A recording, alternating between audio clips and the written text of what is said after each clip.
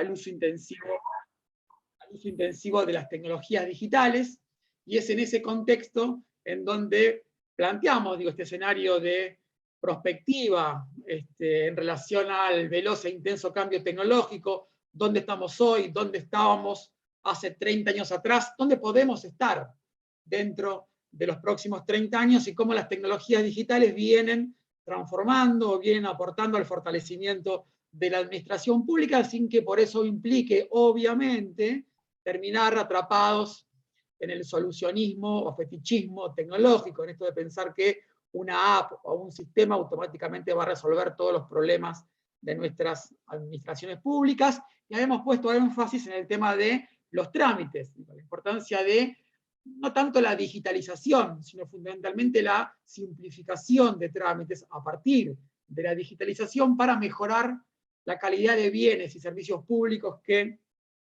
se le brindan a los ciudadanos y a las ciudadanas. Habíamos dicho que el trámite es el nodo crítico que conecta a la política, programa, proyecto público con el ciudadano, la ciudadana, y que en términos generales los trámites suelen ser bastante engorrosos, con altos costos de transacción para los ciudadanos, y que buena parte de las iniciativas más interesantes vinculadas al uso intensivo de las tecnologías digitales pasan justamente por esto de tratar de simplificarle la vida a los ciudadanos cuando se vinculan con las administraciones públicas de los diferentes niveles de gobierno.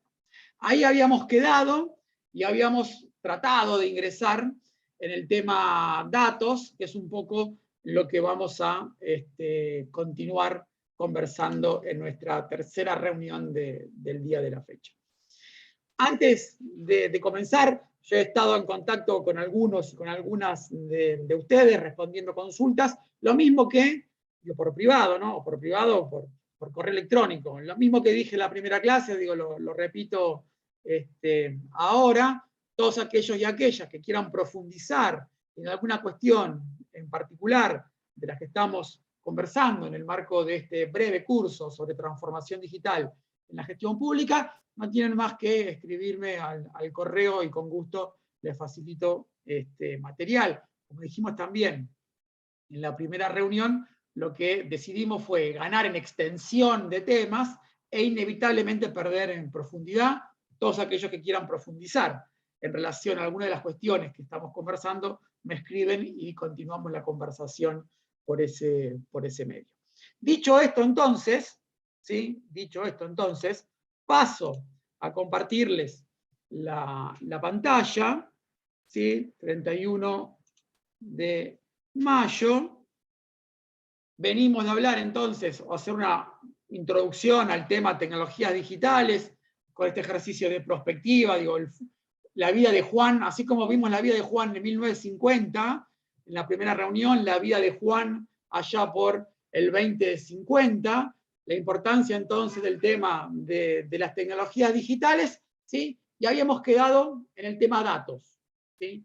Datos como una de las novedades más interesantes que acelera el tema de las tecnologías digitales. Y sobre el tema datos y tecnologías digitales, me interesa pararme básicamente en tres grandes cuestiones.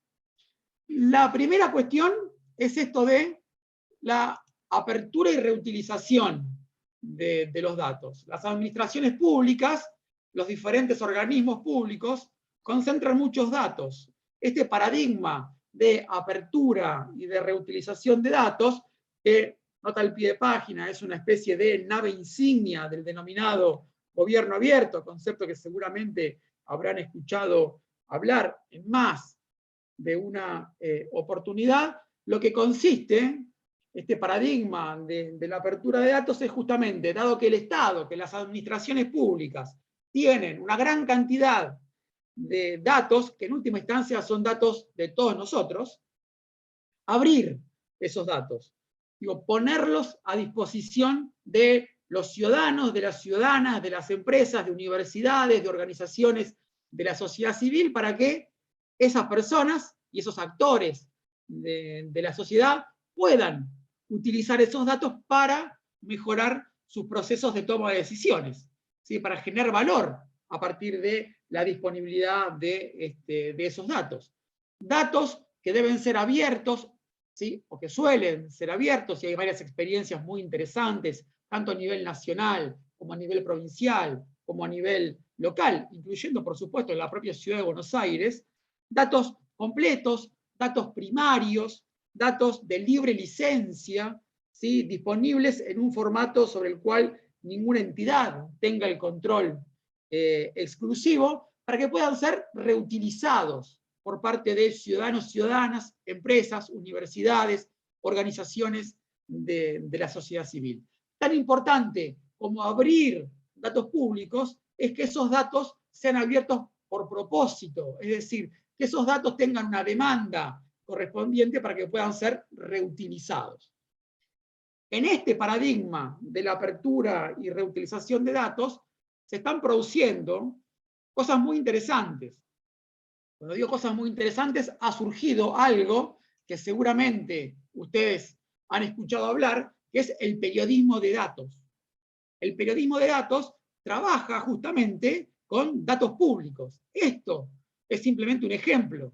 Digo, Clarín, La Nación, Página 12, Chequeado, ¿sí? Por mencionar algunas organizaciones que trabajan con datos públicos, que lo que hacen es, a partir de la disponibilidad de datos de diferentes organizaciones públicas, ya sea del ámbito nacional, provincial o local, transforman esos datos en información valiosa para sus lectores.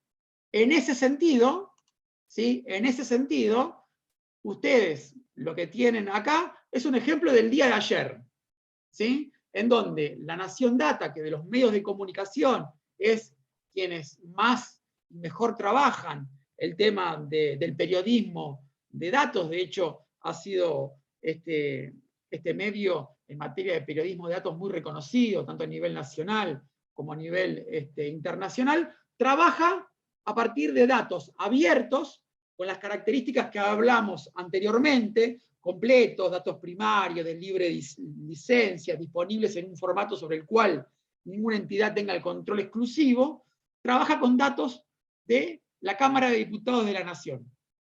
¿Sí? La Cámara de Diputados disponibiliza una serie de datos, entre los cuales aparecen datos vinculados al uso de pasajes por parte de los diputados nacionales, ya sea de la provincia de Buenos Aires o diputados nacionales de la ciudad de Buenos Aires, y muestra cuál es la utilidad, ¿sí? Que le dan los diputados y las diputadas de la provincia de Buenos Aires y de la ciudad de Buenos Aires a esos datos. ¿Sí? Digo, ahí tienen el informe completo, simplemente en el tweet, en 140 caracteres, lo que muestra La Nación Data es que la mitad de los diputados nacionales de la provincia de Buenos Aires y casi 2/3 partes de los diputados nacionales de la ciudad de Buenos Aires usan los pasajes, algunos de los cuales los utilizan para actividades político o partidarias. ¿Sí? Digo, insisto, la materia prima para este trabajo de investigación son datos públicos abiertos, ¿sí? Disponibles para todos los ciudadanos, que en este caso el periodismo los toma para hacer este análisis. El fin de semana, por ejemplo, Infobae, también la unidad de datos de Infobae trabaja sobre datos abiertos de la Secretaría de Gestión y Empleo Público y muestra cómo evolucionó el empleo público a lo largo de los últimos años. ¿Sí? Y muestra que después de las fuerzas de seguridad y las fuerzas armadas, Trenes y AFIP son los dos organismos públicos que tienen la mayor cantidad de empleados, y muestran la evolución, no solo de AFIP y de Trenes, sino de todos los organismos públicos de la Administración Nacional a lo largo de los últimos 3 años. Digo, esos datos que están en la base integral de empleo público, en la BIEP, base integral de empleo público, están en formato abierto para que, en este caso, empresas vinculadas al mundo de la comunicación, empresas vinculadas al mundo del periodismo, los utilicen, los tomen y los transformen en información para sus lectores. Y así podemos seguir listando universidades, ¿sí? Que trabajan con datos del Ministerio de Desarrollo Social o con datos del Ministerio de Trabajo, ¿sí? Organizaciones de la sociedad civil que trabajan en el tema transparencia y que a partir de la disponibilidad de datos relacionados con las declaraciones juradas de ministros, ministras y funcionarios públicos en general están en condiciones de hacer visualizaciones y análisis en relación a cómo evolucionó el patrimonio de los funcionarios públicos en los últimos años. O también, como decíamos anteriormente, empresas privadas, ¿sí?, que tienen en muchos datos públicos una fuente muy valiosa de información para orientar decisiones vinculadas a dónde invertir. No todas las empresas, y sobre todo menos las pequeñas y medianas empresas o los emprendedores, cuentan con los recursos para contratar a una consultora para que realice un estudio de mercado. Y hay muchos datos públicos que son valiosos para tomar decisiones orientadas a invertir, a orientar, perdón, el tema de las inversiones. En fin, un paradigma entonces que se instaló de la mano de la tecnología, de la mano del gobierno abierto, que tiene que ver con la apertura y la reutilización de datos, y esa es una primera dimensión del tema datos que a mí me interesa compartir con ustedes. Dentro de los portales, a nivel local, sin dudas, el gobierno de la Ciudad de Buenos Aires, junto con Rosario, Córdoba, Mendoza, son organismos públicos que van a la vanguardia en esto de abrir datos para que puedan ser reutilizados. En el ámbito del transporte, en el ámbito inmobiliario, por ejemplo, hay muchas empresas de transporte, muchas empresas inmobiliarias, sí, que trabajan a partir de datos públicos que son abiertos por parte de los gobiernos en general, y en este caso en particular del gobierno de la Ciudad de Buenos Aires. Esto entonces, por el lado de lo que es la apertura y reutilización de datos.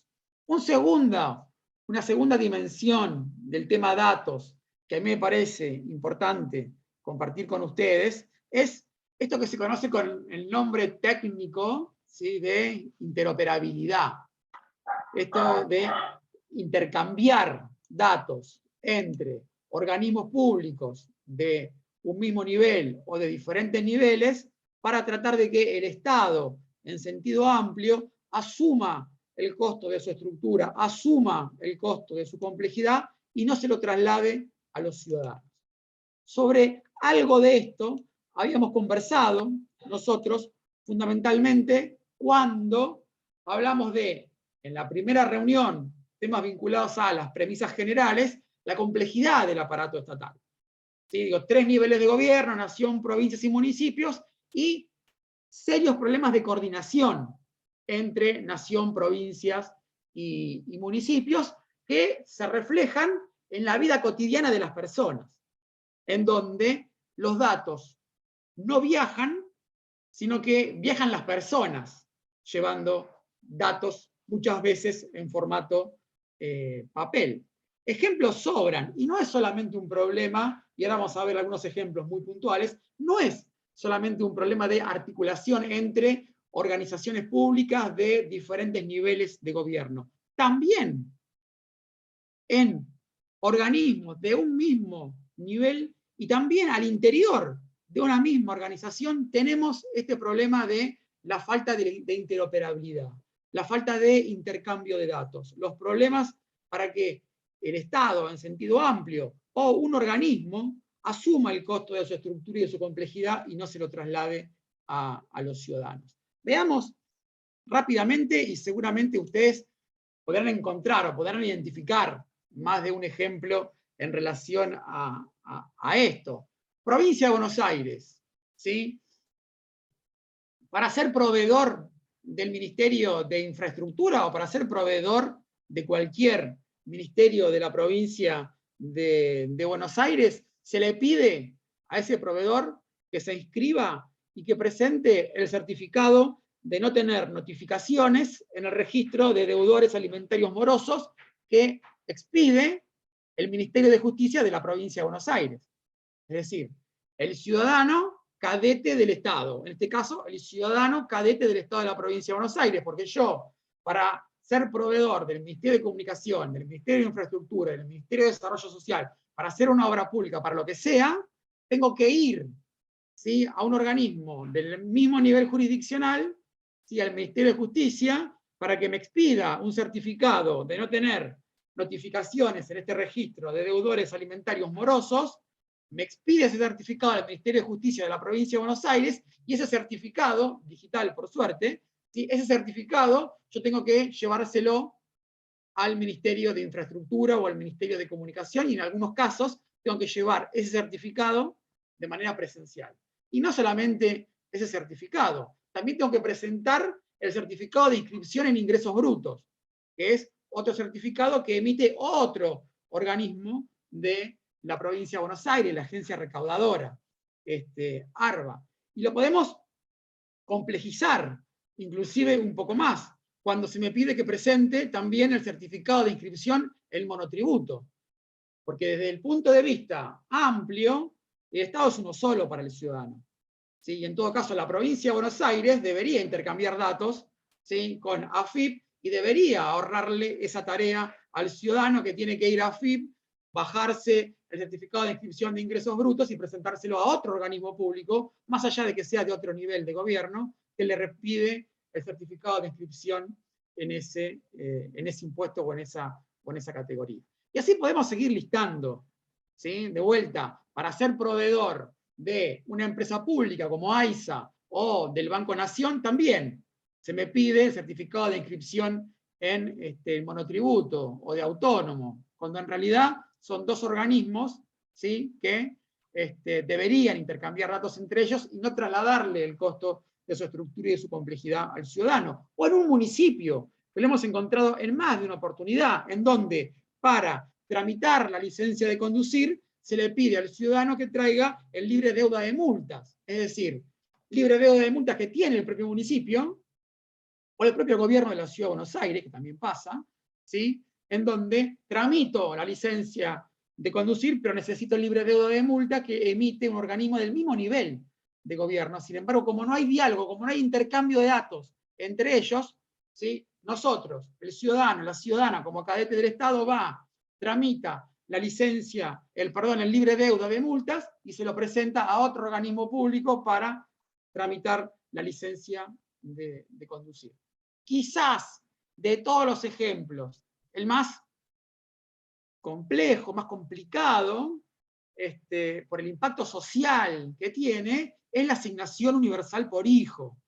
¿Sí? Porque, como ustedes saben, la asignación universal por hijo es un programa de transferencia condicionada, en donde el 80% se le transfiere automáticamente al sujeto portador de derecho, ¿sí?, pero el 20% restante es una transferencia condicionada a que el sujeto presente los certificados de vacunación y los certificados de escolaridad de la persona que cobra la asignación. En la práctica, más allá de que hubo algún avance, tímido por cierto, regularmente, ahora suspendido por la pandemia, pero digo, regularmente el sistema funciona de la siguiente manera: el ciudadano tiene que ir a una escuela pública a pedir ese certificado de regularidad escolar, tiene que ir a un hospital o a un centro de atención primaria públicos a pedir un certificado de cumplir con el calendario de vacunas, y con esos dos certificados va a otro organismo público, que es ANSES, para cobrar regularmente el 20% de la transferencia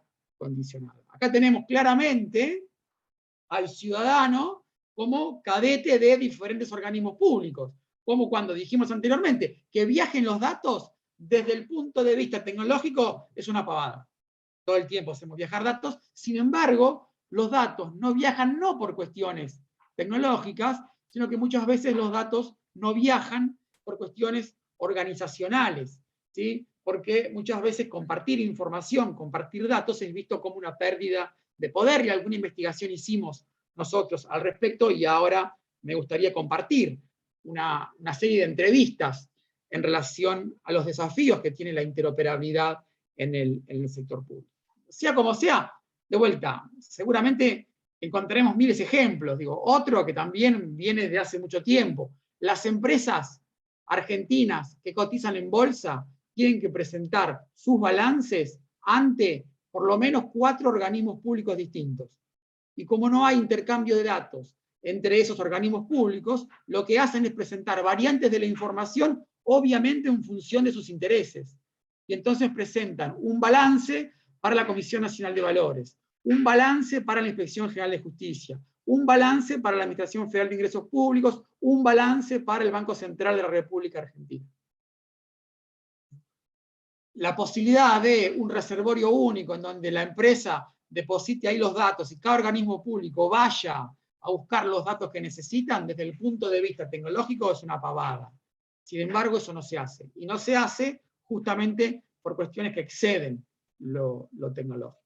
Les comparto un trabajo de investigación que nosotros realizamos en relación a este tema y a los desafíos de la interoperabilidad para encontrar respuestas, ¿sí?, que nos dieron en relación a si es un tema tan importante como todos coincidimos que lo es. ¿Por qué no intercambian datos? Bueno, y son respuestas absolutamente racionales, ¿sí?, las que fuimos encontrando, y ninguna respuesta tiene que ver con el tema de la tecnología, porque no es mi función pasarle datos a otro organismo, no quiero perder tiempo pasándole datos a otro organismo, porque no sé que ese organismo necesita ese dato, porque los datos que capto son datos de baja calidad, y por lo tanto no estoy en condiciones de transferir esos datos, porque no hay pautas, no hay estándares por parte del organismo rector, porque el organismo quiere datos hechos a su medida, y entonces la forma en la que yo capto el dato no le sirve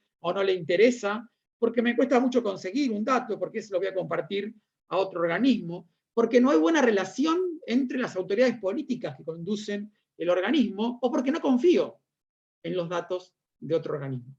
De vuelta, ninguna respuesta es tecnológica, ¿sí? Son todas respuestas organizacionales, respuestas político-institucionales, culturales, pero no tecnológicas, que hacen que el grado de intercambio de datos en el Estado argentino, en sentido amplio, sea bastante bajo. Y de vuelta, no solo me refiero a nación, provincia y municipio. El caso de la asignación universal por hijo, tenemos ANSES, organismo nacional, y generalmente escuelas y hospitales que no están en manos de nación, ¿sí?, que están en manos de provincias, jurisdicciones, como la propia ciudad de Buenos Aires, o municipios, en algunos casos. Jardines maternales, por ejemplo, ¿sí? Pero también es un fenómeno que se da muchas veces al interior de organismos del mismo nivel, como vimos el caso de la provincia de Buenos Aires, o como el caso de la licencia para conducir con el libre deuda de multas. Ejemplos que nos muestran los desafíos de la coordinación, de la complejidad para articular iniciativas vinculadas al intercambio de datos en el sector público para simplificarle de alguna manera la vida a los ciudadanos. Digo, hace un tiempo atrás, me tocó cerrar un fondo de comercio y el mismo municipio me pedía cada vez que me veía diferentes dependencias el mismo dato, que quién era, que el DNI, que el domicilio, ¿sí?, que el libre deuda, que etcétera, etcétera, etcétera. Digo, datos que el organismo público ya tiene o que el Estado ya tiene y que en función del principio de interoperabilidad, el Estado no debería pedir al ciudadano un dato que ya tiene. Por supuesto que hay muchos casos interesantes en esta dirección. ¿Sí? Digo, en algún momento, cuando la provincia de Buenos Aires decide que los jubilados y jubiladas, pensionados y pensionadas que cobran la mínima quedan exentos del impuesto inmobiliario, al principio ese jubilado o jubilada, pensionada pensionada, tenía que ir a ANSES el certificado de que cobraba la mínima en forma regular y presentárselo a ARBA. ¿Qué fue lo que pasó después? Dialogaron las bases de datos de ANSES con la de ARBA. ¿Sí? Y automáticamente se le evita ese trámite al jubilado, jubilada, pensionada, pensionada que cobra la mínima. Digo, ejemplos muy concretos, muy cercanos de intercambio de datos entre organismos públicos que, insisto, le simplifican la vida a los ciudadanos, en este caso a los jubilados y a las jubiladas. Y así podemos seguir listando un montón de casos. Inclusive, yendo un paso más adelante, la Unión Europea tiene estándares muy claros en materia de interoperabilidad de datos, y bajo el lema que el mejor trámite es el que no existe, trata de anticiparse a los trámites que tienen que realizar los ciudadanos. ¿Sí? Inclusive acá en Argentina, la declaración de impuestos pro forma, por ejemplo.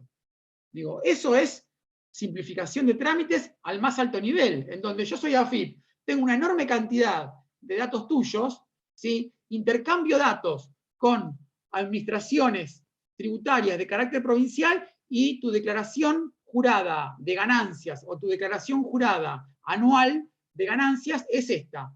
Y te la presento y en todo caso vos, contribuyente, hacé alguna aclaración que quieras realizar y si no la validás.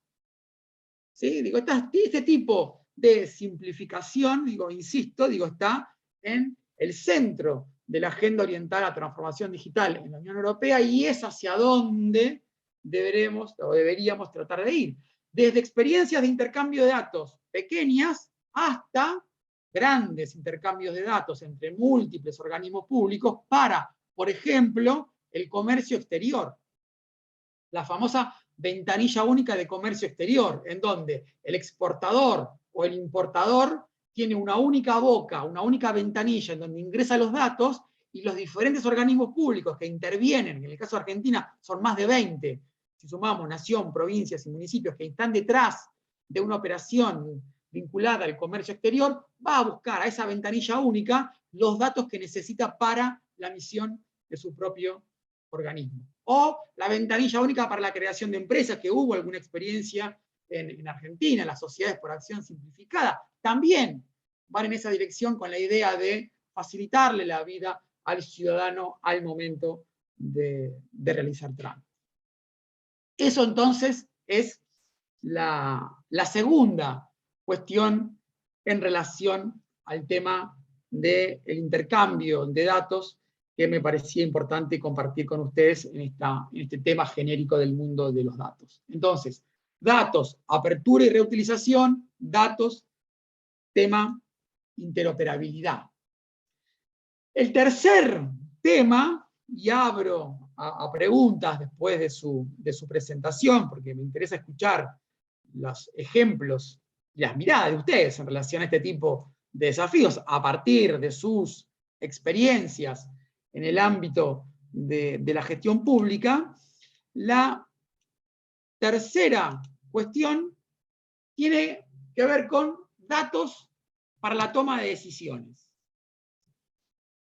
Esto que ven acá es uno de los puntos de inflexión en la historia, ya que hablamos de historia en la primera reunión, para poner en perspectiva diferentes cuestiones que pasan en el ámbito de la administración pública. Esto que ven acá es el mapa del cólera.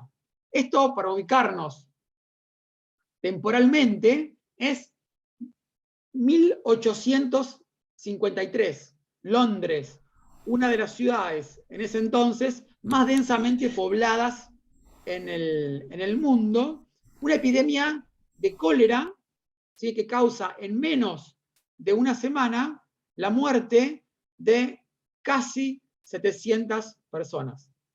Hasta ese momento, el cólera era una enfermedad que se creía que se transmitía por el aire.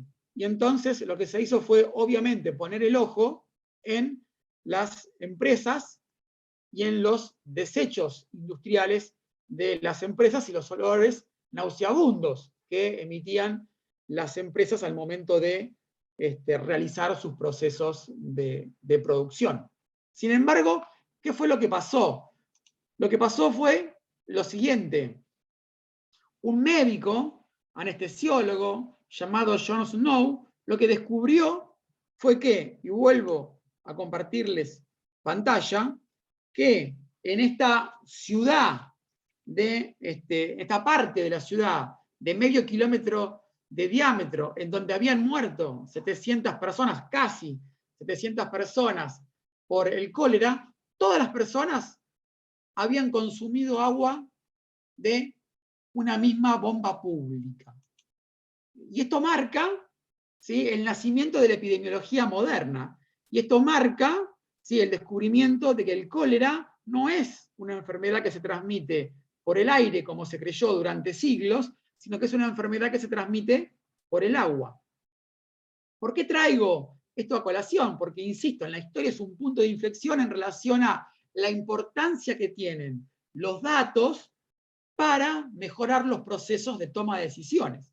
Esto que en otros ámbitos es casi una obviedad, en la medicina, por ejemplo, ¿sí? Digo, es una obviedad. Digo, el médico cuando diagnostica, no diagnostica cuando mirándonos, nos pide estudios, ¿sí? Nos revisa y en función de eso es que elabora un determinado diagnóstico, nos testea, etc.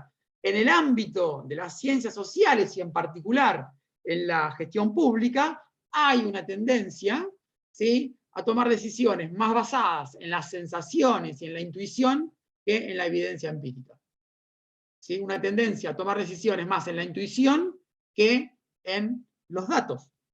Y si hay algo que caracteriza a la actual fase del desarrollo tecnológico, y ahora cruzamos datos, tecnología, toma de decisiones en la gestión pública, digo, si hay algo que caracteriza a la actual etapa del veloz e intenso cambio tecnológico, es justamente una enorme revolución en materia de datos. Enorme revolución en materia de datos, y esta es la tercera dimensión de los datos que me gustaría hacer hincapié con ustedes en la reunión de hoy.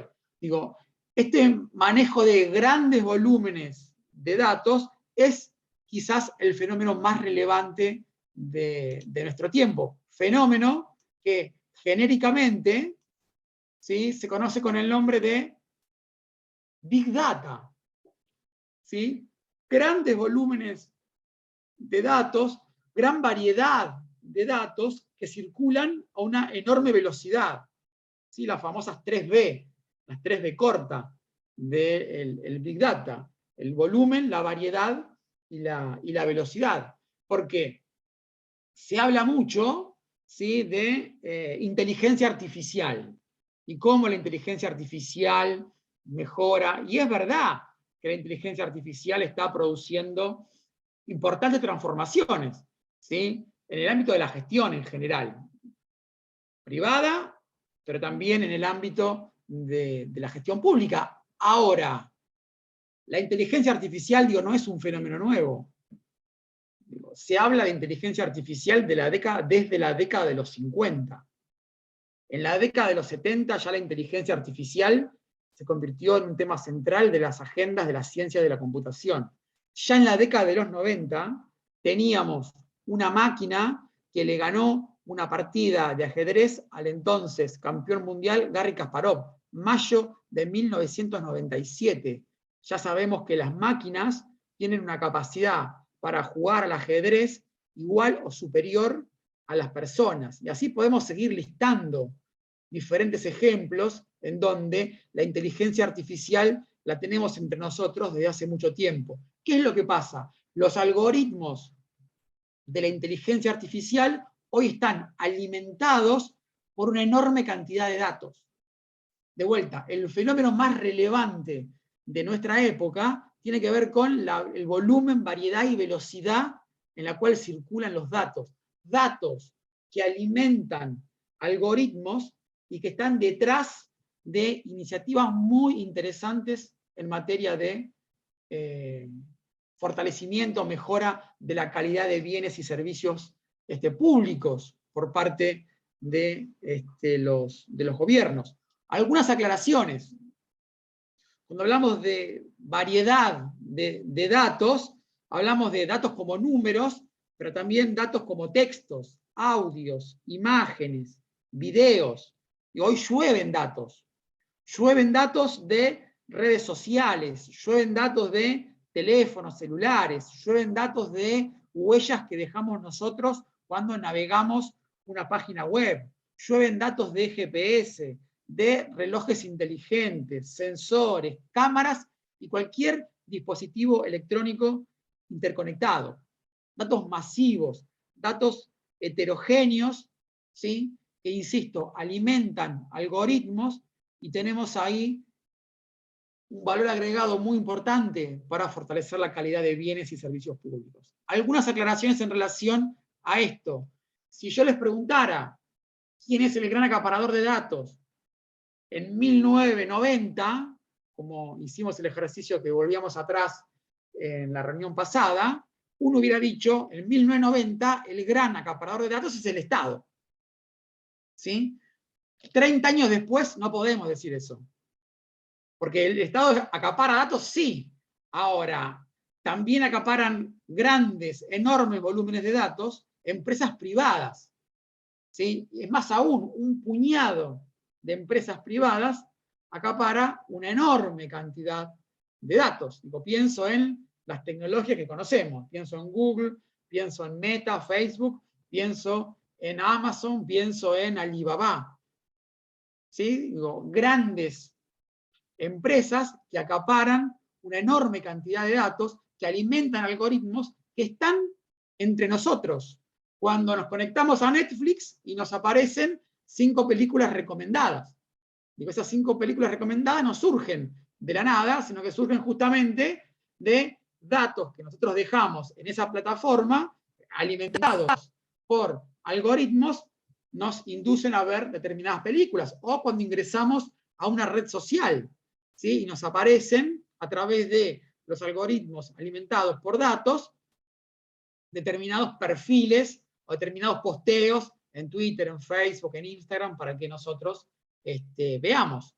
Datos que también alimentan algoritmos y que, por supuesto, también están en el sector público. ¿Sí? Asistentes conversacionales virtuales, Ciudad de Buenos Aires, BOTI, por ejemplo, digo, es datos que alimentan algoritmos que le permiten a los ciudadanos y a las ciudadanas dialogar con una máquina. Como decía un colega hace poco, que nos atienda un humano dentro de unos años va a ser un lujo que solamente se van a poder dar algunos. ¿Sí? Porque hoy mismo, cuando nos queremos conectar con una empresa de medicina prepaga, con una empresa de internet, con una empresa de cable, con un banco, nos conectamos con una máquina. Esa máquina, ¿sí? Son algoritmos alimentados por datos que dialogan con nosotros mientras tratamos de realizar transacciones. Y que recién al final del camino, cuando hemos agotado todas las instancias, si tenemos suerte y no cortamos, porque muchas veces nos ganan por cansancio, llegamos a un humano, ¿sí? Que trata de responder a alguna consulta que tenemos. Fíjense, ¿sí? Vuelvo a compartirles pantalla. Esto probablemente lo hayan visto, que tiene que ver con justamente la revolución en materia de datos, y esto es todo lo que pasa en Internet a lo largo de un minuto, en 60 segundos.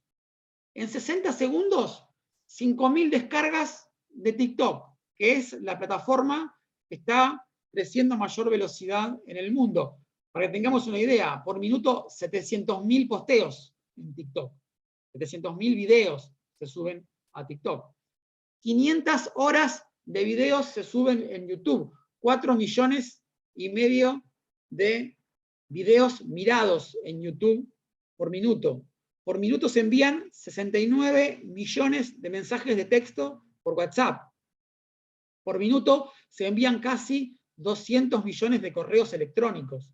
Por minuto, más de 9.000 conexiones se realizan en LinkedIn. Por minuto se comparten casi 700.000 historias en Instagram. Por minuto tenemos 28.000 suscriptores viendo contenido en Netflix. 2 millones de visualizaciones de posteos en Facebook. Por minuto, $1.600.000 se comercializan a través de medios electrónicos, el comercio electrónicos. Y por minuto tenemos algo así como 2 millones de sweeps en Tinder. No sé muy bien qué es eso, quizás ustedes sepan y me puedan explicar.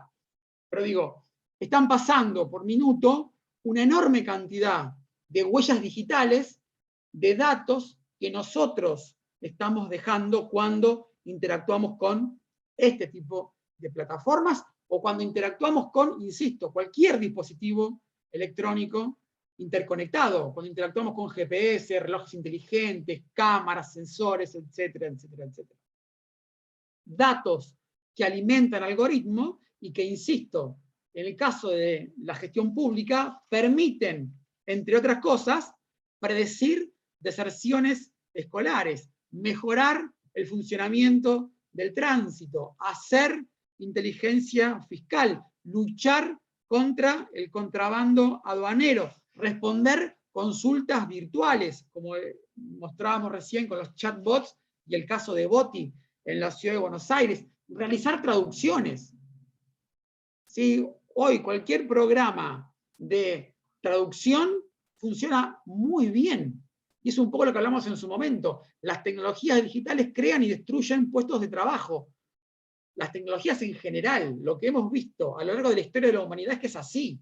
Las tecnologías crean y destruyen trabajo. ¿Sí? En el mundo de las traducciones se ve con mucha claridad cómo a través de datos alimentados con algoritmos, los programas de traducción cada vez son mejores. Por supuesto, esto tiene un lado B, ¿sí? Que tiene que ver con privacidad y protección de datos, ¿sí? Y un lado B que tiene que ver con los sesgos de los algoritmos, que se ve también mucho en los procesos de búsqueda y selección de personal. Cuando hay datos históricos, ¿sí? En donde la mujer queda discriminada en los procesos de reclutamiento y selección, es muy probable que esos sesgos se reproduzcan al momento de alimentar a los algoritmos. Entonces hay un tema de privacidad, protección de datos, pero también hay un tema de sesgos como desafíos principales para abordar esta cuestión del Big Data, de los grandes volúmenes de datos. Un par de cuestiones más, y ahora sí prometo abrir el juego a la participación para escuchar sus opiniones. Hay un libro, ustedes tienen un trabajo del autor que se llama Walter Sosa Escudero. El libro se llama Big Data, es un libro verde muy sencillo de divulgación, es una primera aproximación a este mundo de los grandes volúmenes de datos y todo lo que se puede hacer y los desafíos que implica este manejo de grandes volúmenes de datos. Un libro verde, pero también hay un libro naranja del mismo autor que se llama Borges, Big Data y yo, en donde lo que hace el autor es problematizar la cuestión del Big Data a la luz de diferentes cuentos de Jorge Luis Borges. Uno de esos cuentos de Borges, sobre los cuales problematiza el autor, es justamente Funes el Memorioso. Funes el Memorioso, para quienes no lo leyeron, ¿sí? Era una persona, Funes, Ireneo Funes, que tenía una memoria prodigiosa, que podía recordar cualquier dato, pero cualquier dato, relevante, no relevante, insignificante, a tal punto que reproducir los eventos de un día le costaba un día. Efectivamente, ahí como Vanessa nos deja en el chat, Borges, Big Data y yo, es el nombre del texto, un libro naranja. Y lo que hace Walter en ese texto es justamente lo que decía anteriormente, pasa por diferentes cuentos de Borges y muestra el mundo del Big Data a la luz de los cuentos de Borges. Funes el Memorioso es, como dice el autor, ¿sí? Como tienen ustedes acá, Funes es Big Data sin analítica de datos. Funes es una enorme variedad, velocidad de datos, variedad, velocidad de datos, ¿sí? Que no están estructurados. Datos que hay que estructurar, porque a diferencia de los datos de una encuesta, que son datos estructurados, los datos del Big Data son datos anárquicos, son datos desestructurados, ¿sí? Son datos espontáneos. Los datos del Big Data no fueron generados con el propósito de crearlos, sino como resultado de otra acción. Cuando busco algo en la web, cuando voy a una reunión y me pierdo y pongo el GPS, cuando pago con una tarjeta de crédito o con una tarjeta de débito. Suena tentador pensar que una encuesta en redes sociales que responden millones de personas, ¿sí? Es mejor que una encuesta tradicional, implementada con formularios y encuestadores que recogen pocos cientos de datos o unos pocos miles de datos. en esa naturaleza anárquica y espontánea del Big Data radica, por un lado, el atractivo, pero por otro lado el desafío, porque a esos datos hay que estructurarlos. ¿Sí? Porque, ejemplo, la encuesta permanente de hogares del INDEC, 1.500 casos que generan en el área metropolitana una extrapolación de 4 millones de hogares. ¿Sí? Yo puedo hacer una encuesta en Twitter vinculada también a las problemáticas de los hogares en el Gran Buenos Aires y puedo tener 30.000 respuestas en Twitter. Ahora, esas 30.000 respuestas en Twitter, esos 30.000 datos que yo voy a recolectar en Twitter, ni de casualidad tienen el grado de rigurosidad que los datos que recolecta el INDEC. Porque eso va a depender de si me siguen o no me siguen en Twitter, si tienen o no tienen Twitter, si tienen ganas de contestar o no tienen ganas de contestar. Entonces, 30.000 datos que yo recolecto en Twitter, ni de casualidad tienen la misma validez, la misma rigurosidad, ¿sí?, que 1.500 datos que puede recolectar el INDEC, que le permiten extrapolar a un universo de 4 millones de personas. Lo cual no quiere decir que no sirven los datos del Big Data, quiere decir que esos datos tienen que ser estructurados, ¿sí?, tienen que ser analizados. Y es ahí en donde aparecen los algoritmos, es ahí en donde aparece la inteligencia artificial, es ahí donde aparece el aprendizaje automático, el machine learning, el text mining, el deep learning y un montón de nombres vinculados a las ciencias de la computación, vinculados a la estadística, vinculados a las matemáticas, para estructurar esos datos y darle sentido y que se conviertan efectivamente en insumos valiosos para mejorar los procesos de toma de decisiones. A donde quiero ir es que los datos del Big Data no son una ampliación más de los datos de fuentes tradicionales y que plantean nuevos desafíos que consisten, como decía recién, en tratar de darle estructura, dotar de estructura a estos datos anárquicos, caóticos y espontáneos que se generan de manera enorme, una enorme velocidad, con una enorme variedad en tiempo real, todos los días, minuto a minuto, como vimos recién.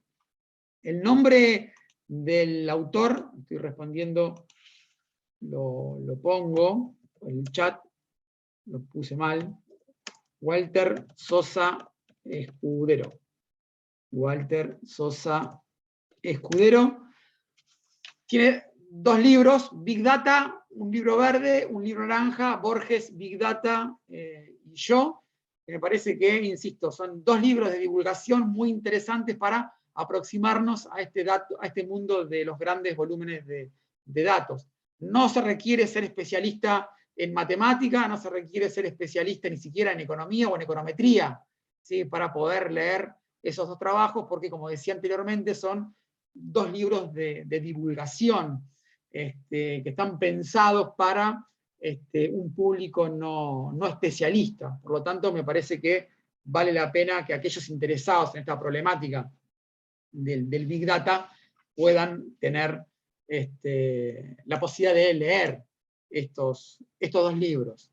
En la misma línea, ¿sí?, también, y vuelvo a compartirles pantalla, ¿sí?, otro ejemplo del libro naranja de Borges, Big Data y yo, es esto de los grandes volúmenes de datos, ¿sí?, macheados con este cuento de El jardín de senderos que se bifurcan. ¿Para qué lo utiliza Walter? Para mostrar que Big Data, muchos datos, ahora, muchos datos no es necesariamente mejores datos, ni tampoco muchos datos es todos los datos.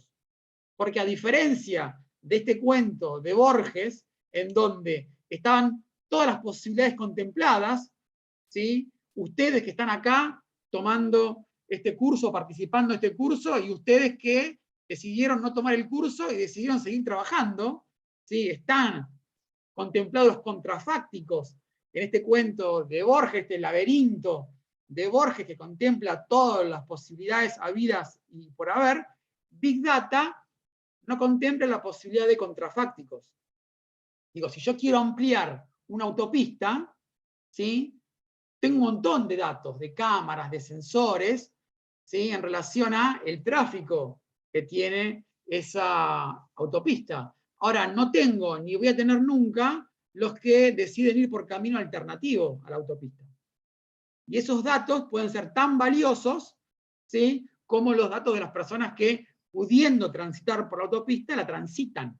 A diferencia del cuento de Borges, en donde está contemplada la infinidad de datos, nosotros no vamos a poder contemplar nunca todos los datos, justamente por las limitaciones que tiene nuestra disciplina, nuestra ciencia social. Y así Walter trabaja con diferentes cuentos de Borges para mostrarnos, ¿sí?, los desafíos, insisto, de la complejidad y los desafíos de esto que denominamos Big Data. Preguntas, dudas, críticas, comentarios, sugerencias, las escucho. ¿Cómo venimos hasta acá?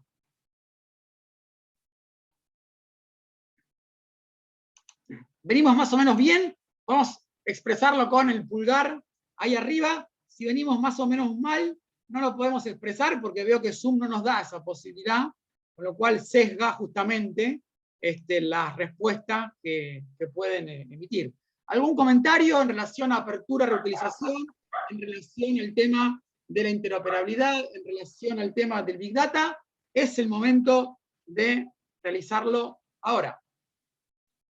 Tengo una consulta acá, Sí. Constanza. Sí, respecto al tema de, si podés profundizar un poco en el tema de los datos para la toma de decisiones. Vos focalizaste enseguida con el tema del Big Data. Entiendo y conecto con el de la inoperabilidad, que es algo que en el lugar donde trabajo se ve todos los días, incluso internamente, ¿no? Esto de que no haya vinculación entre la magnitud de información que trabaja en diferentes áreas, no están conectadas una con la otra, por lo tanto el trabajo se hace 4 veces, hay 20.000 planillas Excel en cada escritorio, y entonces la consulta es cómo, si podés profundizar un poco en el cómo trabajar, abordarlo para la toma de decisiones, cómo generar esa información, qué mecanismos o qué herramientas podemos tener para poder canalizar esa información que está toda dispersa para generar una base de datos confiable. Hay varios casos, insisto, no solo en el mundo privado, digo, esto, las grandes empresas esto lo manejan de una manera muy, muy aceitada, ¿sí? De hecho, insisto, cuando entramos a Facebook, a Instagram, a Twitter, a cualquier red social, no vemos lo que queremos ver, sino que vemos lo que ellas quieren que nosotros veamos, justamente porque se atribuyen esa posibilidad a partir del manejo de los algoritmos. En el caso del sector público, lo que vemos, ¿sí?, y era un poco lo que venía a continuación, por lo tanto la pregunta viene muy bien, es cada vez más el desarrollo de áreas vinculadas a lo que se denomina analítica de datos. ¿Qué es la analítica de datos? Bueno, tiene que ver justamente con esto, con áreas dentro de las organizaciones públicas, muchas de las cuales reportan directamente a la máxima autoridad. Pienso en, de vuelta, lo que hablamos en algún momento, quienes mejor manejan esto suelen ser los organismos tributarios.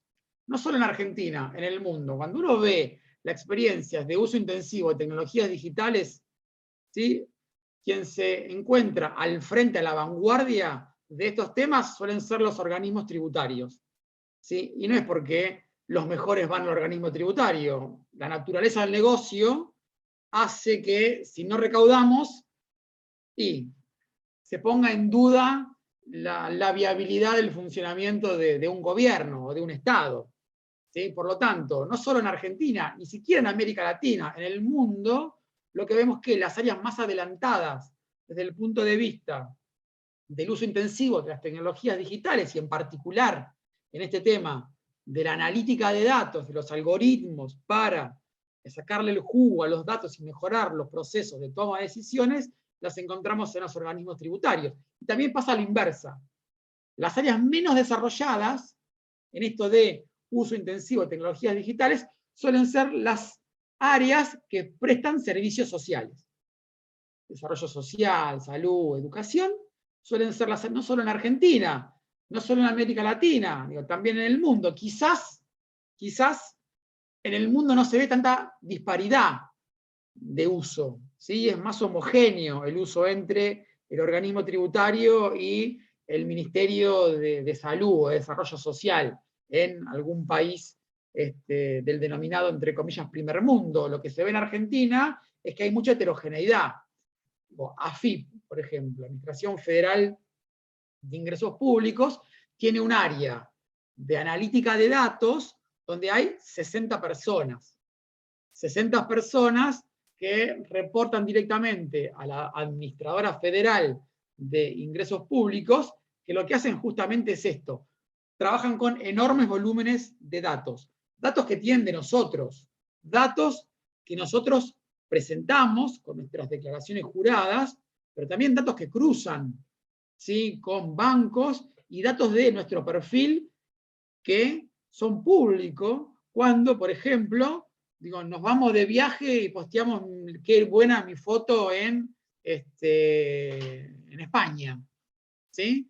Digo, esas áreas de analítica de datos le permitieron, por ejemplo, a la AFIP aumentar un 20% de los contribuyentes que ingresaron en el último mal llamado blanqueo o exteriorización de capitales. ¿Qué fue lo que hizo AFIP a través del área de analítica de datos? Iba monitoreando la cantidad de ingresantes al blanqueo y se dio cuenta que mientras estaba por cerrar el blanqueo, había un 20%, ¿sí?, de los contribuyentes que podían ingresar a este blanqueo y no estaban ingresando. ¿Qué fue lo que hizo? ¿Sí? Fue amistosamente enviarles una carta, cruzando datos con organismos tributarios de otros países, cruzando datos de perfiles sociales de estas personas, cruzando datos que la propia AFIP tenía de ese contribuyente, y invitarlo, sugerirle, proponerle que ingrese a esta exteriorización de capitales. Ese es un caso, muy concreto de grandes volúmenes de datos y cómo los grandes volúmenes de datos permiten, en este caso, mejorar la recaudación de impuestos, o en particular cómo el ingreso de personas a esta exteriorización de capitales. ARBA, que ahí veo que aparece también mencionado en el chat por Mirta, ARBA también tiene un área de analítica de datos muy importante. De hecho, el área de analítica de datos de ARBA es preexistente a la de AFIP. ¿Sí? Y hoy tenemos, ¿sí?, a la persona que estaba en ARBA, que fue una de las que armó esta área de analítica de datos, justamente como subdirectora de sistemas en AFIP. Ahí hay, insisto, en los organismos tributarios quienes lideran este tipo de casos. No son los únicos. De vuelta, fuera de lo tributario, BOTI en la Ciudad de Buenos Aires es un ejemplo muy interesante de cómo se puede responder las 24 horas del día, los 365 días del año, en relación a preguntas vinculadas a si estamos o no en condiciones de hacernos el testeo, si tenemos o no tenemos coronavirus, hasta inclusive en algún momento fue motivo de risa el tema de la tos. Si a través de la tos se podía diagnosticar si la persona tenía o no tenía COVID. Digo, eso no se hace si no es con datos más algoritmos, que, insisto, permiten anticiparse a problemas vinculados a la educación, problemas vinculados al congestionamiento del tránsito, problemas vinculados a la lucha contra el contrabando aduanero, etcétera, etcétera, etcétera.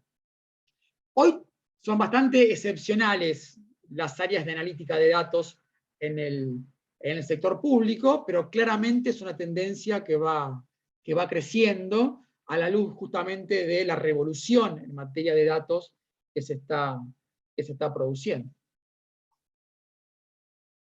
Más preguntas, comentarios, sugerencias, críticas. Profesor, acá hay una chica que dice que no funciona, María Barceló, digamos, su audio. Entonces dice, hace poco, creo que la semana pasada, el jefe de gobierno anunció la conformación de un canal de información único dentro de la ciudad de Cava. ¿Podés comentar de qué se trata y en qué estado de implementación está? Gracias. Esto pregunta María Barceló, que no le funciona el audio. Ah, no le funciona a ella. Pensé que no me funcionaba a mí y casi que me deprimo. No, a Digo, si no ella. funcionaba todo lo que estoy hablando. No, vas bien, vas bien. A ella no le funciona, entonces yo le Sí. dije, si tenía una consulta, que le escriban al chat, que ya la acaba de escribir. A ver, ¿qué es lo que yo sé? Que no sé si es lo mismo a lo que se refiere ella. Yo lo que sé es que, un poco inspirado en el modelo de Estonia, el gobierno de la Ciudad de Buenos Aires está ingresando justamente a darle un lugar prioritario en la agenda de transformación digital o de innovación pública. De hecho, tiene una secretaría de innovación pública, a jerarquizar justamente el tema interoperabilidad a partir de una plataforma que se llama X-Road, y están empezando a generarse algunas iniciativas de intercambio de datos en esa plataforma. Digo, pongo uno de los primeros ejemplos, pruebas piloto, cuando uno iba a inscribir a un estudiante, iba a decir pibe, piba, pero cuando uno iba a inscribir a alguien a un colegio, a una escuela, ¿sí?, se le pedía la partida de nacimiento. Digo, dos datos, o un dato que ya tiene el gobierno de la Ciudad de Buenos Aires. ¿Sí? Dentro de esta mirada de gobierno único, gobierno entero, como le dicen los británicos, que está muy bien el concepto, esto de gobierno entero, si yo tengo un dato, ¿para qué te lo voy a volver a pedir? ¿Para qué me tenés que presentar la partida de nacimiento? Sea impresa, sea digitalizada. No la tenés que presentar porque yo lo tengo. Entonces yo, Ministerio de Educación, voy, ¿sí?, al registro de las personas y directamente consigo ese dato y sé que esa persona nació en la Ciudad de Buenos Aires o que vive en un determinado radio que le permite estudiar donde quiere estudiar. Eso, ese intercambio bilateral de datos, la idea es masificarlo, ¿sí? La idea es escalarlo bajo este concepto de diseñar para escalar, justamente dentro de esta plataforma X-Road, que está basada en la experiencia de Estonia. No sé si es a eso a lo que se refiere, pero... Perdón, sí. ella agrega, en relación a la Interoperabilidad. interconectividad de distintas Sí. dependencias públicas. Dice que sí, que se refiere a eso. Es eso, efectivamente. De hecho, hace un par de semanas que presentaron el caso, y que, insisto, digo, me parece que es muy, muy interesante. Ahora, otro desafío, además del intercambio de datos entre dependencias del mismo gobierno, es cuando uno piensa el Estado en sentido más amplio todavía, y pensamos el intercambio de datos entre gobierno de la Ciudad de Buenos Aires y nación. ¿Sí? Digo, ya estamos entrando en otra escala. Uno podría decir, eso es imposible. Sin embargo, la Unión Europea es esto. ¿Sí? Digo, gran parte del éxito de la Unión Europea, con los enormes desafíos que tiene la Unión Europea, es el intercambio de datos entre diferentes estados. Cuando uno es ciudadano europeo, el ser ciudadano europeo implica que datos del Registro Nacional de las Personas de cada uno de los países que integran la Unión Europea, los 27 países que integran la Unión Europea, dialogan, intercambian datos, ¿sí?, a partir de un ente regulador, rector, que está alojado en la Unión Europea, que hace que alguien que nació en España sea ciudadano y sea sujeto portador de derechos en Alemania, en Francia, en Portugal, en Italia o en Grecia. Tiene enormes desafíos que, insisto, trascienden lo tecnológico. Desde el punto de vista tecnológico, el tema está resuelto. Los grandes desafíos no pasan tanto por la tecnología, sino por, como vimos anteriormente en las respuestas que nos dieron a nosotros, pasan fundamentalmente por cuestiones organizacionales, culturales o político-institucionales. Gracias, Mónica, por la pregunta. No, por nada, profesor. Se refería a eso y ella da las gracias. Bien. Bueno, ahora vamos a esto que plantea Javier, porque efectivamente, digo, hay un tema de privacidad y de protección de datos. Digo, así como Constanza me dio pie a hablar de analítica de datos, Javier me da pie para hablar sobre lo que quiero continuar hablando, ¿sí? Que tiene que ver con los pilares y los desafíos para que esto ocurra. ¿Sí? Temas de autenticación y temas de identificación. No son temas menores. Cuando yo me comunico con un organismo público, me contacto con un organismo público, ese organismo público tiene que tener la certeza que efectivamente quien se está comunicando y quien está operando como Diego Pando sea Diego Pando, ¿sí? Y no sea Morena La Molina. ¿Sí? Digo, temas de seguridad. Todo el tiempo vemos problemas de ciberseguridad. Organismo público, y no solo organismo público, organización en general, que diga que no tiene problemas de seguridad, o miente y los esconde, o los ignora. Digo, inclusive las principales empresas, los principales gigantes tecnológicos, vemos cómo 700 millones de claves personales en Facebook son vulneradas el año pasado, o 90.000 cuentas en LinkedIn son vulneradas, o millones de cuentas de WhatsApp son vulneradas. ¿Sí? Y así como hay problemas de ciberseguridad en el ámbito de las empresas privadas, obviamente también tenemos problemas de ciberseguridad en el ámbito de las empresas, de las organizaciones públicas.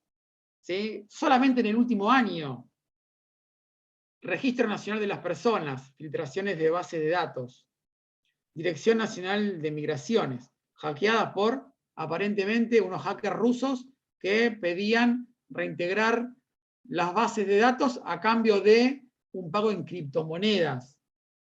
Senado de la Nación, Poder Judicial de Chaco, Ministerio de Producción de la Nación. Digo, problemas de filtraciones de datos.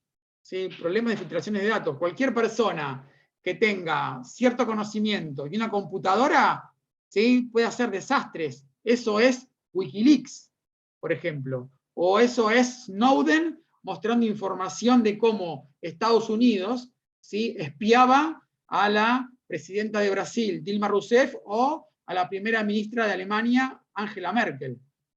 Digo, problemas de ciberseguridad en un ámbito en donde estamos, como decía Hobbes, allá por el siglo XV, XVI, digo, el hombre es lobo del hombre, estamos en el estado de naturaleza. Hay una enorme anarquía en el ciberespacio. No hay reglas en el ciberespacio. Y es cada vez más, se juegan ahí la gestión y las políticas públicas. Se juega ahí la guerra, ¿sí? Entre Ucrania y Rusia, o la invasión de Rusia a Ucrania, se juega también en el ciberespacio. Y en el ciberespacio se juega obviamente la gestión y las políticas públicas. Por lo tanto, el tema de la seguridad es un tema central. 3, 4 años atrás, filtraciones de bases de datos, ¿sí? De las personas que ingresaron a este blanqueo en la AFIP, por ejemplo. Digo, temas de seguridad que, insisto, es transversal a cualquier organización pública o privada. Sigo con el tema de algunos pilares.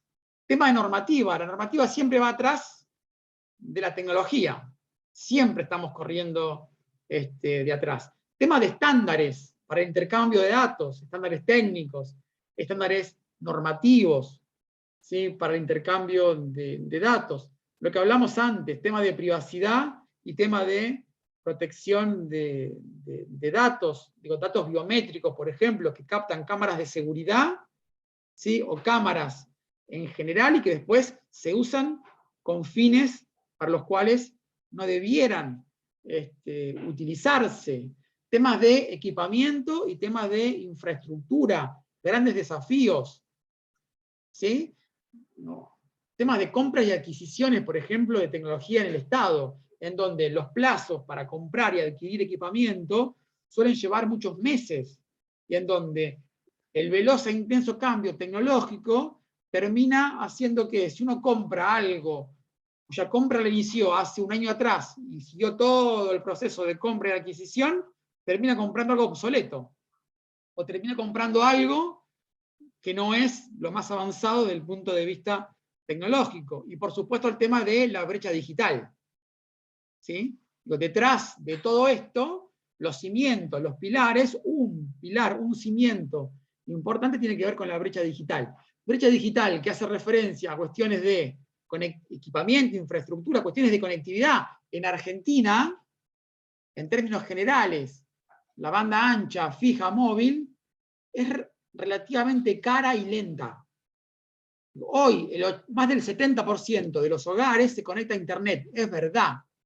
Ahora, también es verdad que esa conexión a Internet se realiza muchas veces de manera que no tiene una velocidad acorde a la necesaria y muchas veces es cara. Velocidad y precio, no necesariamente comparado con el mundo, comparado incluso con América Latina. La banda ancha fija y móvil en Argentina es cara y es lenta. Y además, cuando hablamos de brecha digital, es otra dimensión a tener en cuenta el tema de la alfabetización digital. Generalmente, quienes más necesitan de esto son quienes más se están quedando afuera. Todos precisamos del Estado. Quienes más presión del Estado son los que menos tienen y más sufren. ¿Sí? Que no pueden ir al mercado a conseguir bienes y servicios como la salud o la educación. Bueno, sectores de bajos ingresos, sectores de bajos recursos, de bajos niveles educativos, sectores que viven en zonas rurales, adultos mayores, gente con problemas de discapacidad.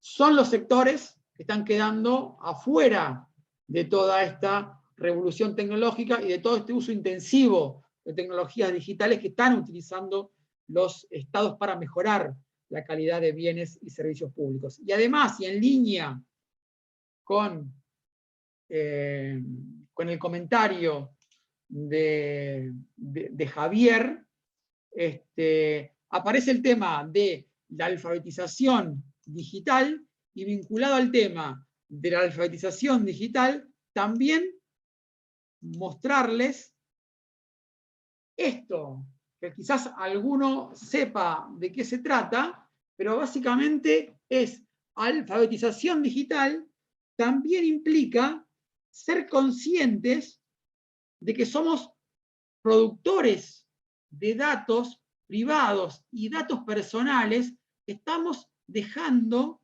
muchas veces en cualquier lado sin ser conscientes del riesgo que esto implica.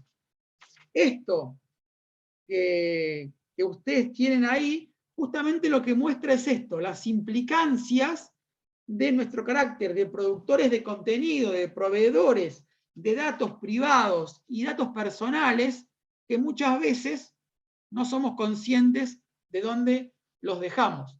No solamente al Estado, porque insisto, 30 años atrás el gran acaparador de datos era el Estado.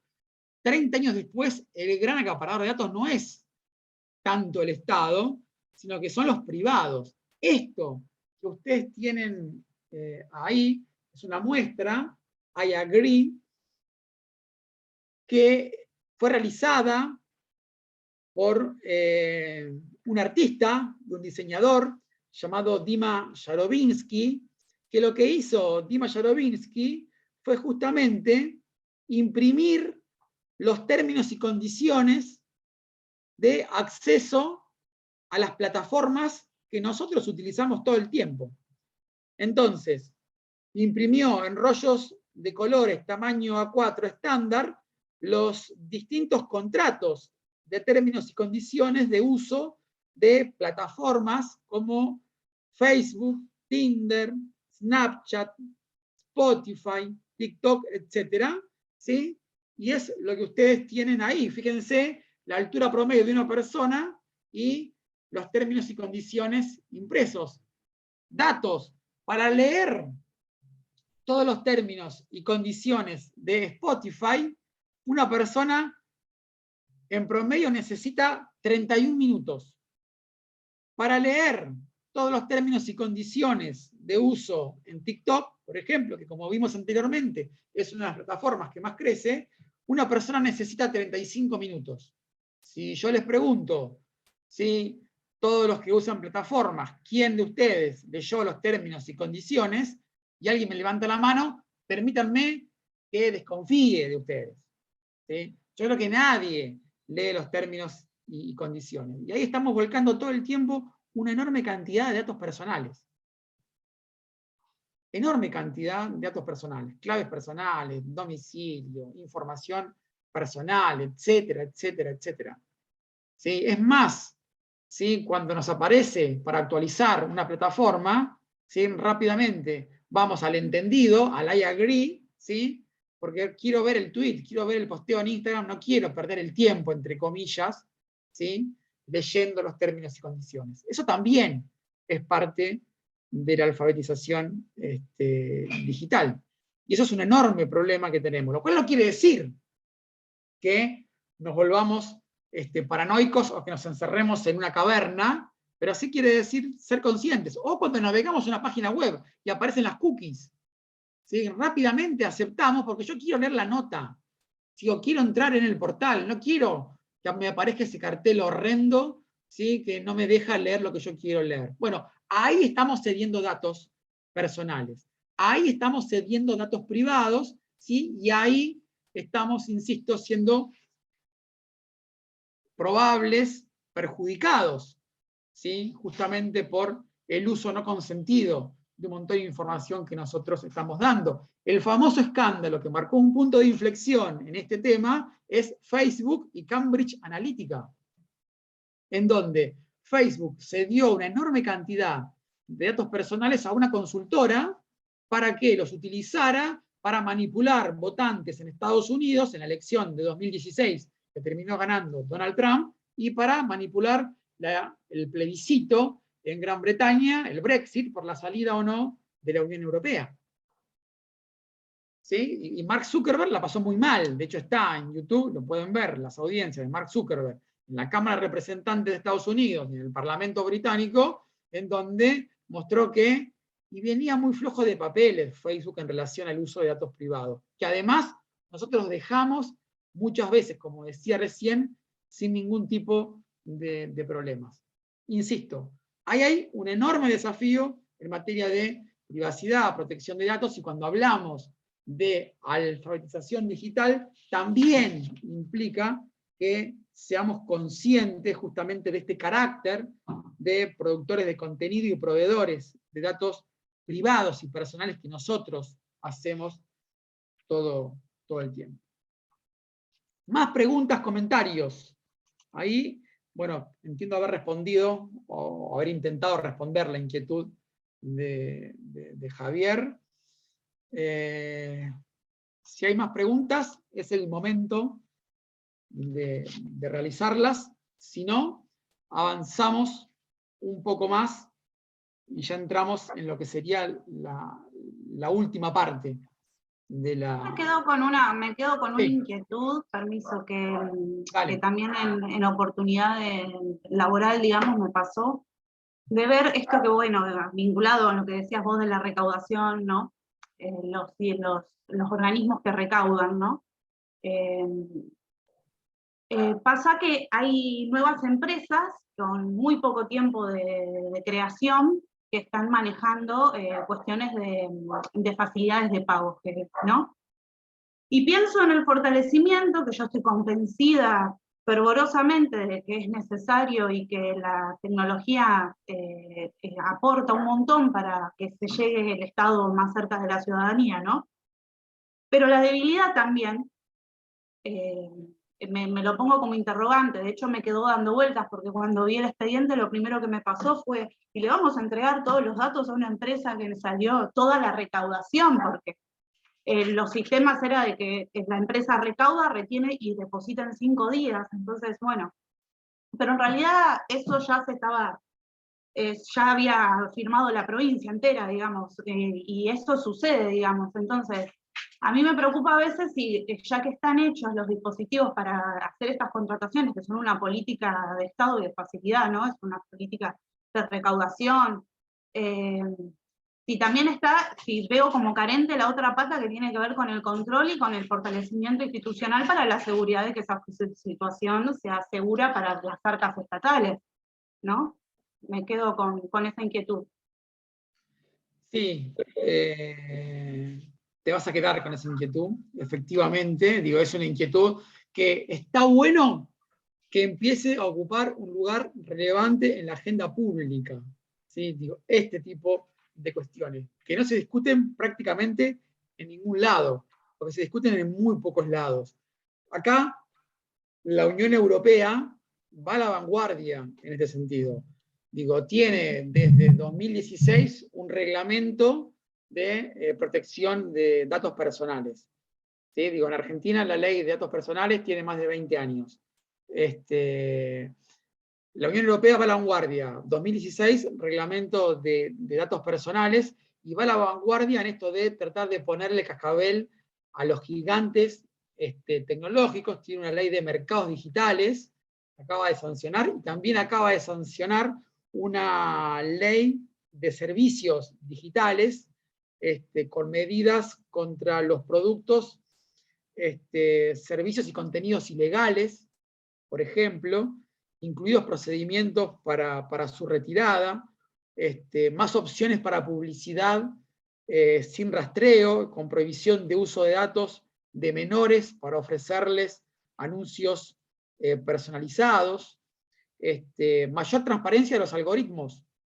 De hecho, toda plataforma que tenga más de 45 millones de usuarios, se le aplican criterios de transparencia algorítmica, ¿sí? Para que digan cómo están conformados esos algoritmos que están detrás de los contenidos que se nos muestra. Cuestiones vinculadas a sanciones en relación a contenidos nocivos y cuestiones de desinformación, ¿sí? Las famosas fake news, de manera tal de garantizar que cualquier empresa tecnológica rinda cuentas, ¿sí?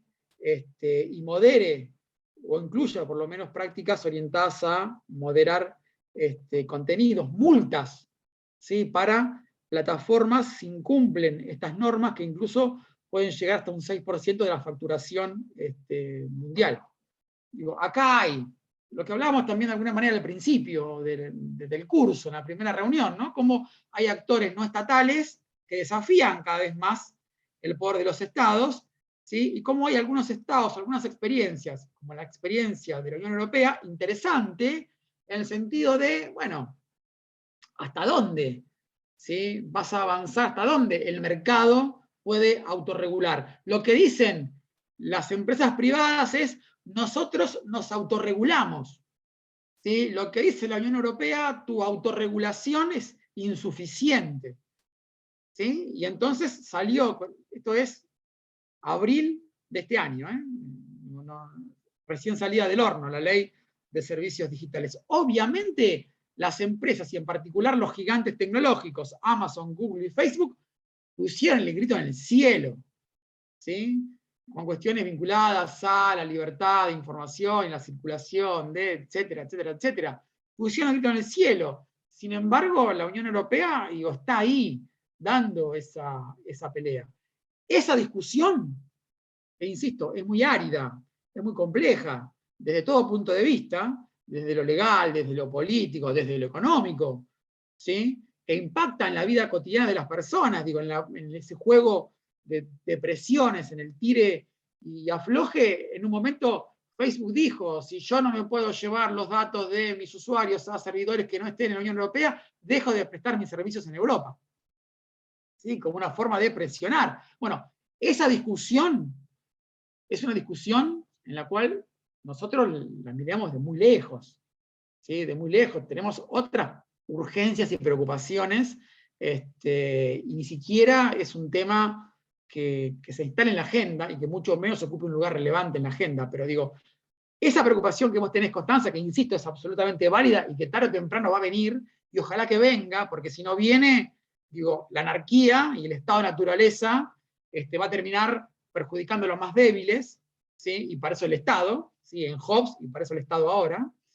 Esa discusión, tarde o temprano, deberíamos darla en América Latina. Y está muy en pañales, y tiene impactos muy concretos sobre la vida de los ciudadanos. ¿Más preguntas? Bien, entonces, avanzamos un poco más en relación a nuestra reunión del día de la fecha. Vuelvo a compartirles pantalla y entramos en la parte final, que tiene que ver con desafíos generales. Desafíos generales que tienen que ver con recuperar viejos temas. Y un poco la transformación digital es esto, es todo lo nuevo de la tecnología, la velocidad e intensidad del cambio tecnológico, Big Data, inteligencia artificial y todo esto sobre lo cual estamos conversando y hemos conversado en la reunión pasada y en esta reunión, pero también transformación digital es cómo las nuevas tecnologías dialogan con los viejos temas. ¿Sí? Dialoga con el tema de la planificación. ¿Sí? Dialoga con esto de definir prioridades, con esto de elaborar buenos diagnósticos, dialoga con esto de identificar experiencias exitosas, pero también contextualizar esas experiencias exitosas. Está muy bien lo que hace en materia de uso intensivo de tecnologías digitales Corea del Sur. Y está muy bien lo que hace en materia de tecnologías digitales Estonia, que hablábamos antes con la plataforma X-Road. Y está muy bien lo que hace Dinamarca. ¿Sí? Y en la región está muy bien lo que hace Uruguay o lo que hace Chile. Ahora, lo que hace Corea del Sur, lo que hace Dinamarca, Estonia, Chile, Uruguay, hay que contextualizarlo, porque se da en países que tienen determinadas características políticas, económicas, sociales, culturales. Entonces, es importante al momento de planificar todo esto, ¿sí? Identificar experiencias, identificar casos exitosos, pero tan importante como identificar casos exitosos es no perder de vista el contexto en el cual se dan ese tipo de experiencias. Digo, la ventanilla única para el comercio exterior de Panamá, claro que vale la pena mirarla. Ahora es Panamá.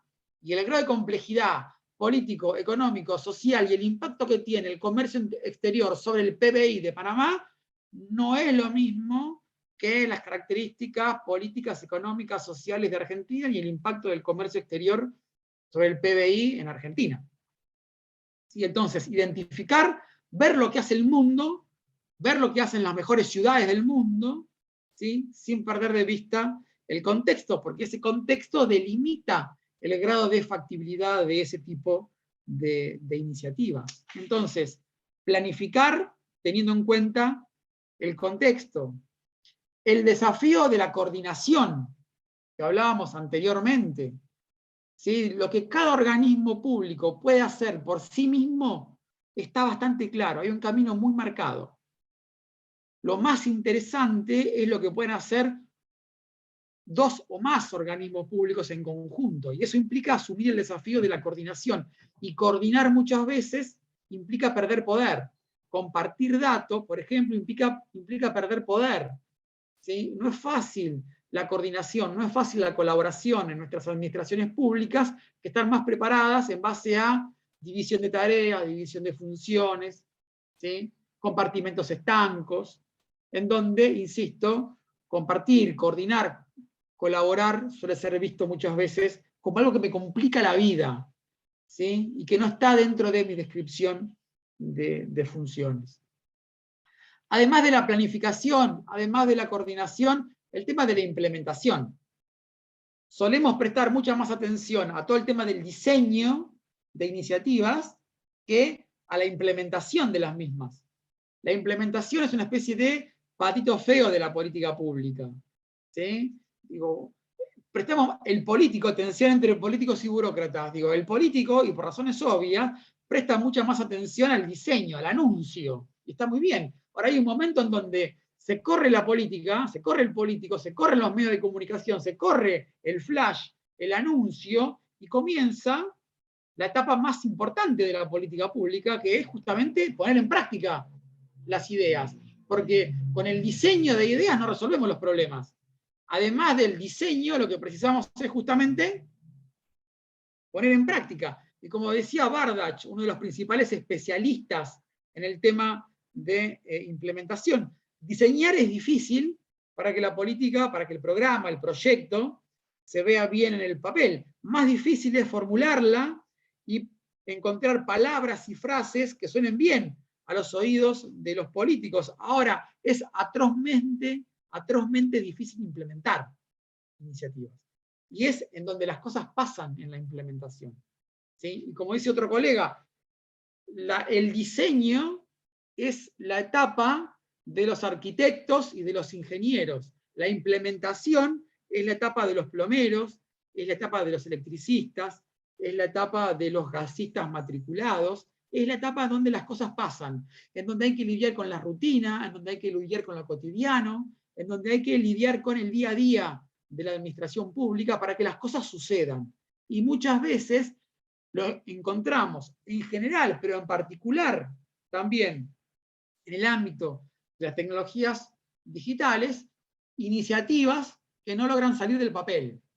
Digo, iniciativas que no logran trascender del diseño y que tienen poco impacto en términos de la implementación. O cuando pensamos la implementación, muchas veces se piensa muy desde arriba.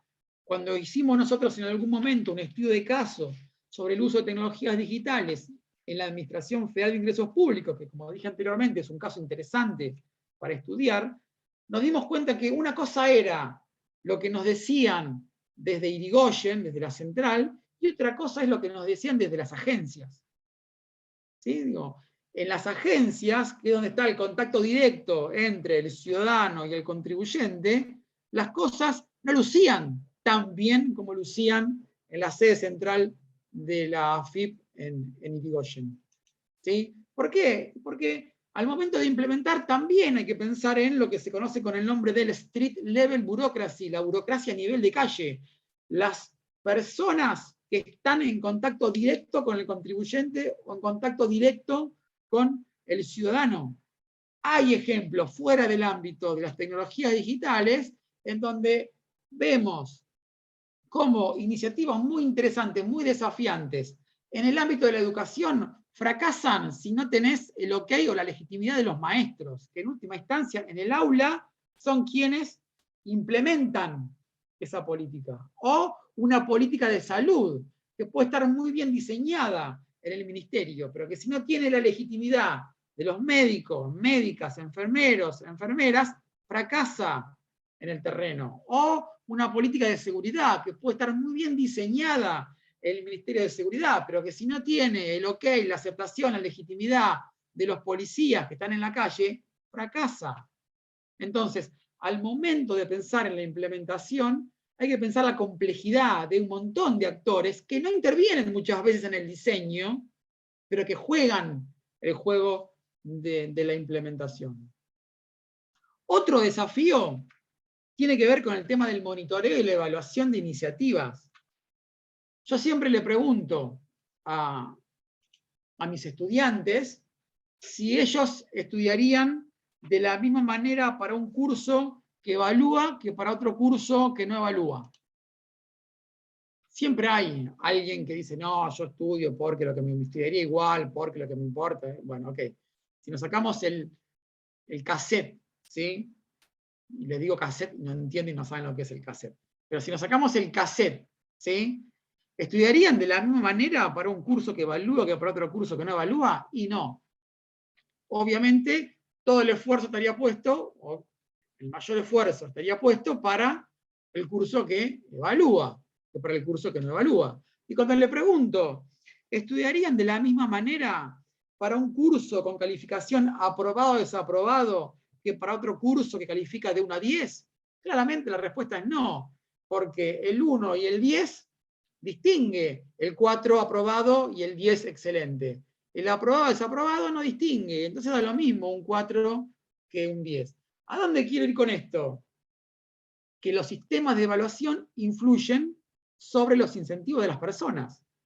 Y que es importante evaluar, porque si no evaluamos, no generamos incentivos para el cambio. Si no evaluamos da lo mismo, si hacemos las cosas bien que si hacemos las cosas mal. Y solemos encontrar una brecha muy importante entre lo que decimos de la evaluación y lo que hacemos de la evaluación. Nadie va a decir la evaluación no importa. Todos decimos importa la evaluación. Sin embargo, cuando vemos qué es lo que sucede, muchas veces empezamos con que no hay tiempo, es caro, no es el momento, ¿sí? Y terminamos generando pocos incentivos para mejorar. Terminamos tomando decisiones no en base a datos, porque no los tenemos, porque no los construimos, sino en base a lo que yo creo, intuiciones, o en base a sensaciones. Como yo siempre digo, evaluar es caro. Sí, claro que es caro evaluar. Más caro es no evaluar.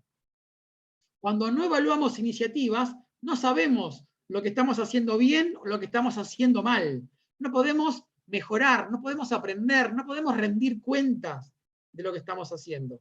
En el ámbito de las tecnologías digitales, como en el ámbito de la gestión pública en general, hay relativamente poca evaluación. Hay relativamente poco monitoreo.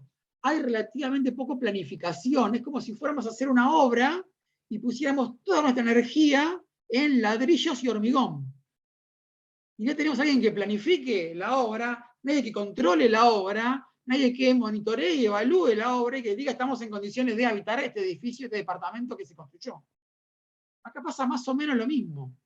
Hay poca planificación, poco monitoreo, poca evaluación y así se hace muy difícil mejorar la calidad del uso de las tecnologías digitales en el Estado.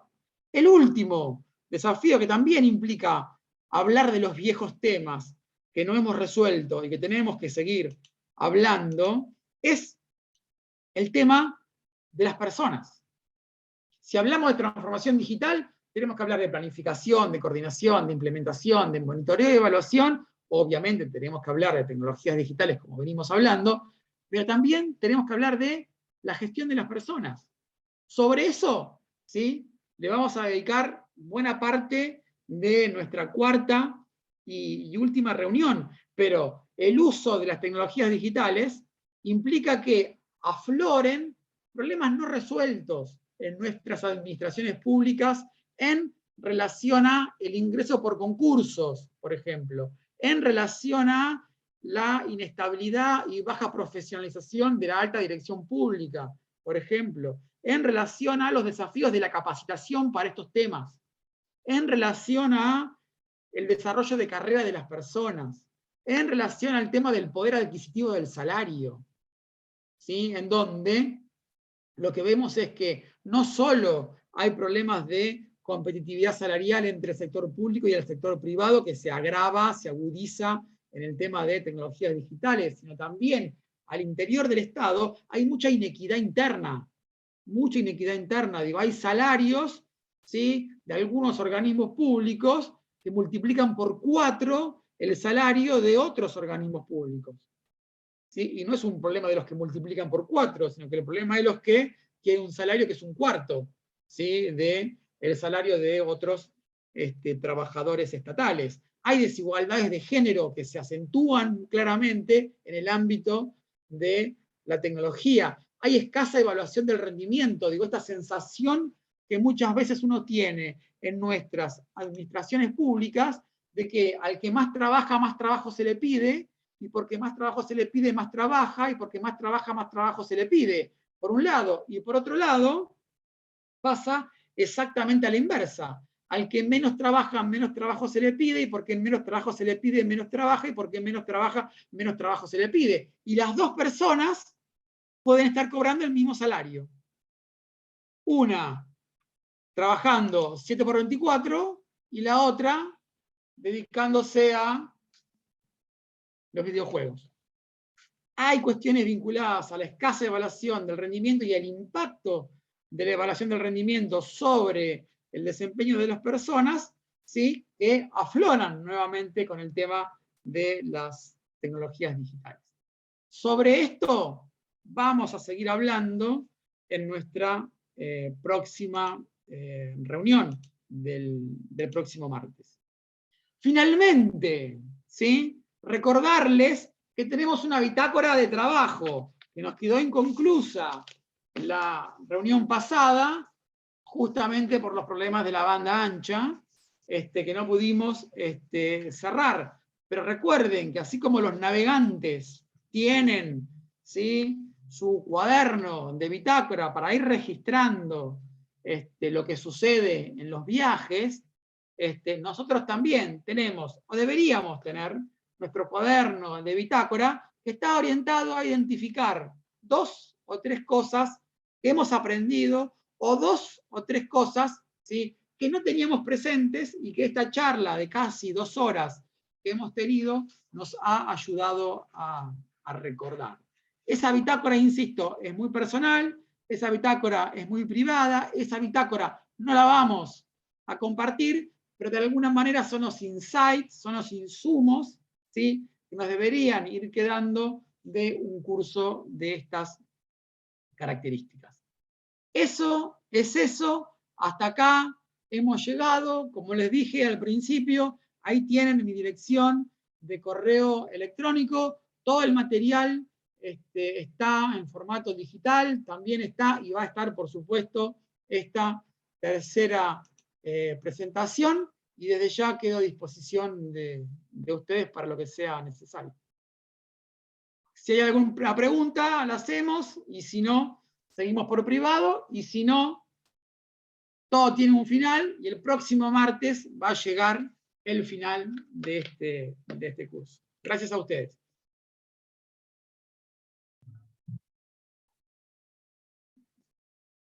Bueno, parece que no. Muchas gracias, muy interesante. Parece que no hay preguntas. Cuando no hay preguntas es porque quedó todo claro o porque no quedó nada claro. No hay término medio, no, acá no, sin medias tintas. O no se entendió nada o quedó todo claro. Me inclino porque quedó todo claro, quiero creer. Sí. Vamos a ser positivos que sí. Martes.